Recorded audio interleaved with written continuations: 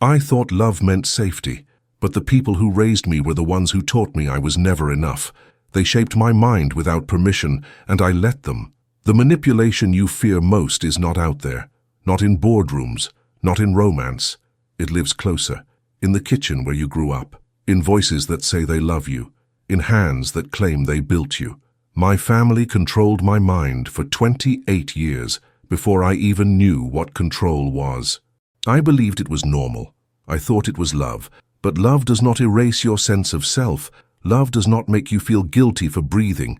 And love should never cost you your own mind. This is not about blaming anyone.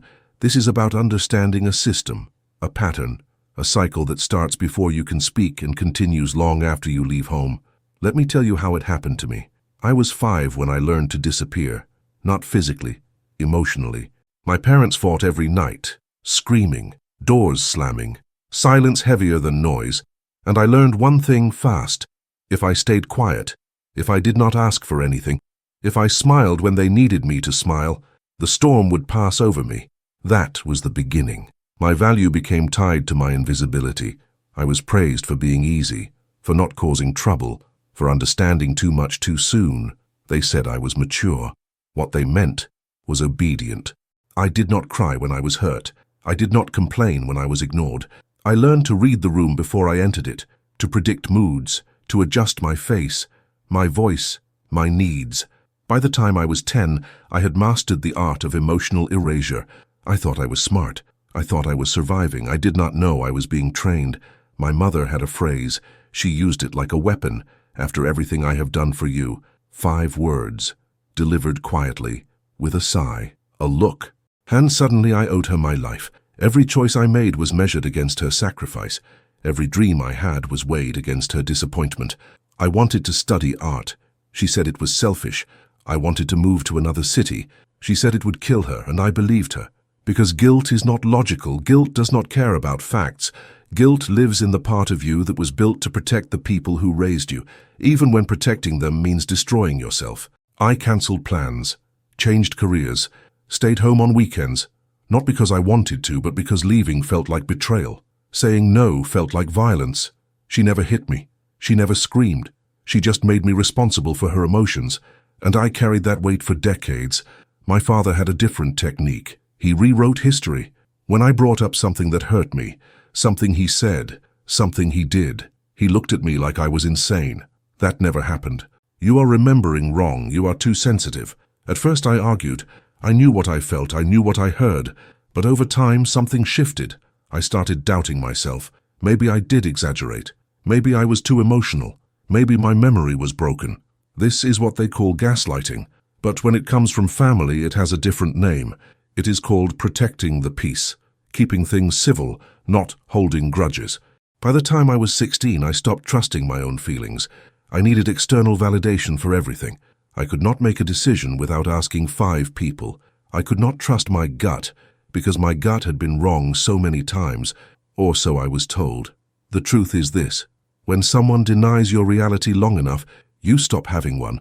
My older brother was perfect. At least that is what I was told. Every Sunday dinner, every family gathering, every quiet car ride home. He got better grades. He chose the right career. He made our parents proud. And me. I was the other one. The one who tried. The one who almost made it. The one who could have been more. Comparison is not just critique. It is a form of control. Because when you are always measuring yourself against someone else, you never develop your own sense of worth. You become a reflection, a shadow, a version of what someone else wants you to be. I spent years chasing an image that was not even mine, trying to prove I was enough, trying to earn a love that should have been free. And every time I failed, every time I fell short, the message was clear: you are not him, you will never be him, and that is your fault. My mother used to say she loved me, but her love came with conditions, invisible ones, unspoken ones. If you loved me, you would visit more. If you cared about this family, you would do this for me. If I mattered to you, you would sacrifice that dream.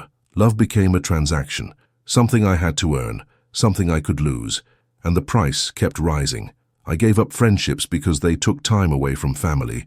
I gave up relationships because no one was ever good enough. I gave up parts of myself because holding on to them felt selfish. And the cruelest part, I thought I was doing the right thing. I thought loyalty meant suffering. I thought love meant losing yourself, but real love does not ask you to disappear. Real love does not use guilt as glue. Real love does not make you feel like you owe someone your entire existence. There was always a middleman. My mother complained about my father to me. My father used me to send messages to her. My brother was the golden child. I was the emotional support, and we were all trapped in roles we never agreed to play. This is called triangulation, when one person uses another to avoid direct conflict, to manipulate, to control. And families do this without even realizing it. I became my mother's therapist at 12, her confidant, her ally against my father, and I thought it meant I was special, trusted, mature. What it really meant was that I had no childhood, no space to be a kid, no permission to have my own problems, because I was too busy managing everyone else's emotions. And when I tried to step back, when I tried to set boundaries, I was accused of being cold, distant, ungrateful, because in a system built on enmeshment, independence looks like betrayal. I moved out at 23, got my own place, my own life, but I was never really free, because the control did not need proximity. It lived in my head. Every decision I made, every choice, every path, I heard their voices. What will they think? How will they react? Will this disappoint them? Will this prove them right? I was 30 years old asking for permission I did not need, justifying choices that were mine to make, living a life designed by people who were not living it. They still called daily, still asked where I was, who I was with, what I was doing, and I answered, because not answering felt like abandonment. The leash was invisible, but it was there, wrapped around my throat, tied to my chest, and I pulled it tighter every time I prioritized their comfort over my own truth. It took a breakdown to wake me up, a moment where I looked in the mirror and did not recognize myself. I had become everything they wanted, and nothing I needed. I started small. I said no to a Sunday dinner. I did not explain. I did not justify. I just said no. The guilt was unbearable. The texts came, the calls, the silent treatment, but I survived it. And that taught me something critical. Their discomfort was not my emergency.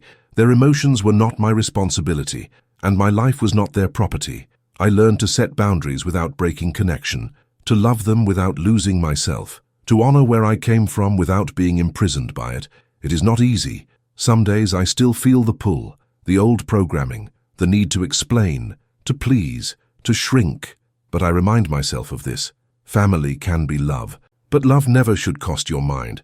Love does not require you to be small, to be silent, to be less than whole. Real love makes space for you, all of you, even the parts that do not fit their narrative. You are not responsible for the emotions of the people who raised you. You are not a tool for their healing. You are not a second chance for their regrets. You are a person, with your own mind, your own path, your own right to exist without permission. And if breaking free feels like betrayal, remember this. The greatest loyalty you owe is to yourself, to the child inside you who learned to disappear, to the version of you that never got to bloom. It is time to take your mind back. Leave your answer in the comments below and subscribe to the channel so you don't miss the next video.